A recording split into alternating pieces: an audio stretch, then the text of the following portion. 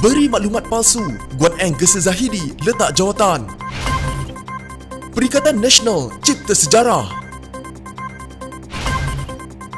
Ini punca sebenar warisan tolak permintaan PKR. Permintaan tidak ditunai, PKR mula boikot warisan.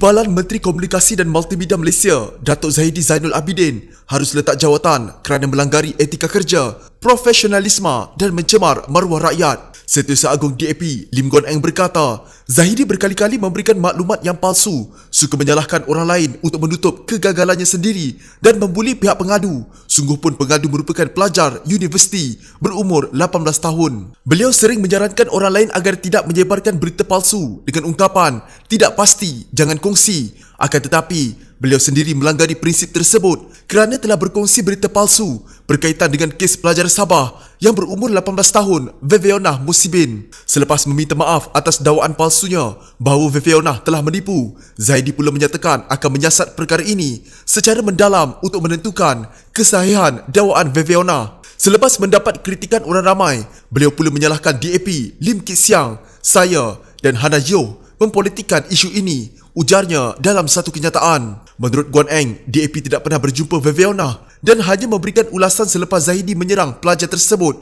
dalam ucapan Dewan Negara. Kini Kabinet sendiri mempersalahkan Zahidi sebagai tidak wajar dan tidak tepat dalam menangani isu ini. Hakikatnya, Zahidi tidak boleh salahkan siapa-siapa sekarang kerana tindakan itu bagaikan meludah ke langit terkena ke muka sendiri, ujarnya. Menurut Guan Eng, belum selesai isu buli adik pelajar Sabah, Zahidi mengumumkan hasrat Kementerian Komunikasi dan Multimedia Malaysia KKMM untuk mengenakan bayaran perkhidmatan 20 sen bagi pembelian bawah RM1,000 di platform e-dagang dan tambahan 20 sen bagi gandaan RM1,000 berikutnya. Ini menimbulkan reaksi negatif netizen kerana dianggap bayaran dua kali selepas telah pun buat bayaran capaian internet. Berikutan itu, KKMM pula mengeluarkan kenyataan rasmi semalam menafikan ada cadang caj perkhidmatan kerana perkara ini tidak pernah dibincangkan. Dengan kenyataan KKMM, adakah ini bermakna bahawa Zahidi membuat kenyataan yang palsu? Soalnya, menurutnya, memandangkan Zahidi telah hilang kredibiliti awam adalah perlu seorang lain yang lebih berwibawa dan berkemampuan menggantikannya sebagai timbalan menteri.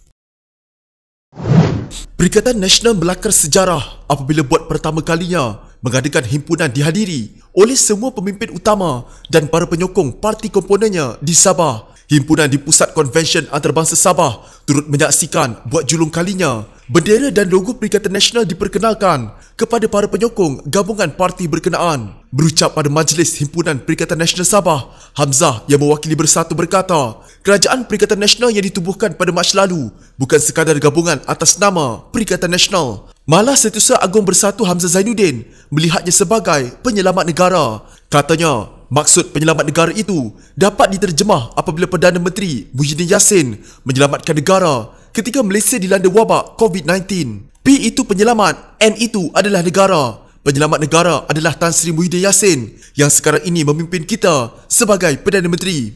P itu adalah penyelamat, N itu adalah negara. Kalau ada penyelamat, insya-Allah dengan keikhlasannya, dengan kejujurannya, kita dapat menangani pandemik COVID-19.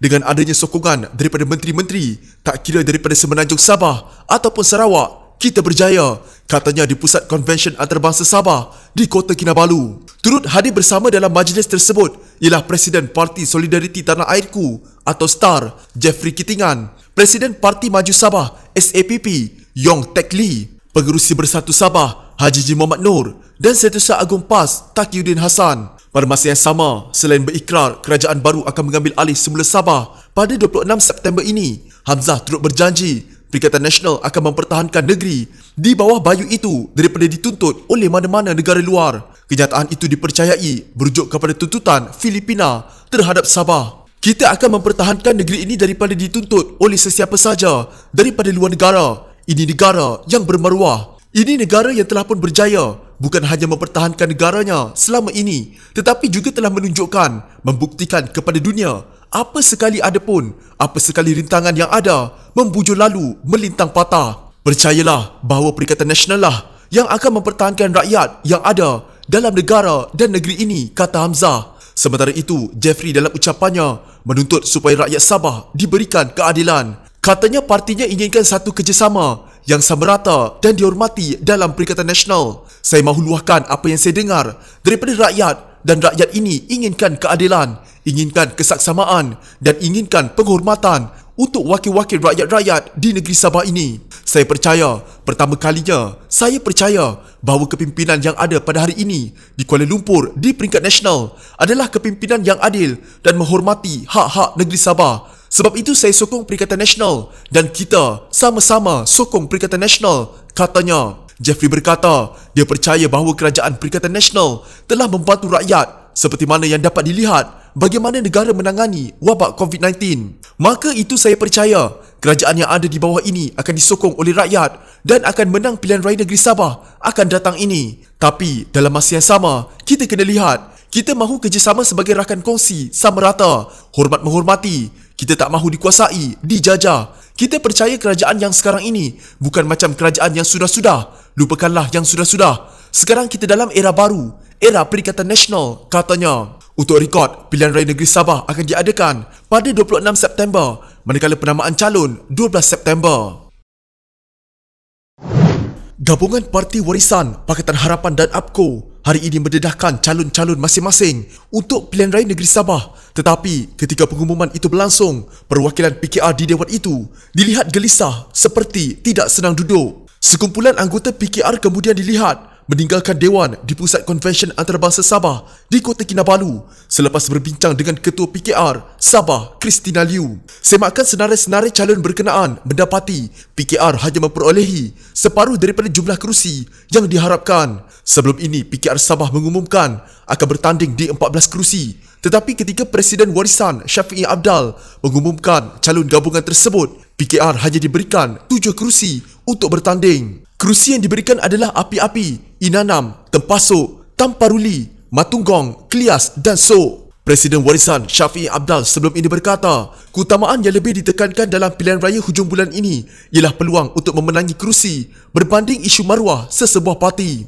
Katanya, hal itulah yang dinyatakan pihaknya kepada Anwar Ibrahim ketika Presiden PKR merangkap ketua pembangkang di parlimen itu berkunjung ke rumahnya baru-baru ini. Menjelaskan isu pembahagian kerusi bagi menghadapi Perikatan Nasional, Muhammad Syafiee berkata, sebelum ini dia sudah memberikan banyak kerusi kepada PKR. Namun katanya, PKR hanya berjaya memenangi 2 kerusi sahaja. Ini bukan masa untuk kita memberikan kerusi. Ini masa untuk kita memenangi pilihan raya. Ia bukan soal, parti kami akan dipandang rendah kalau kami dapat jumlah yang lebih kecil. Bukan soal maruah parti yang jadi keutamaan kita. Maruah untuk kita menang pilihan raya yang lebih penting, katanya semasa berucap sebelum mengumumkan 54 calon yang akan bertanding di bawah lambang Warisan. Majlis pengumuman calon itu diadakan di Pusat Konvensyen Antarabangsa Sabah di Kota Kinabalu.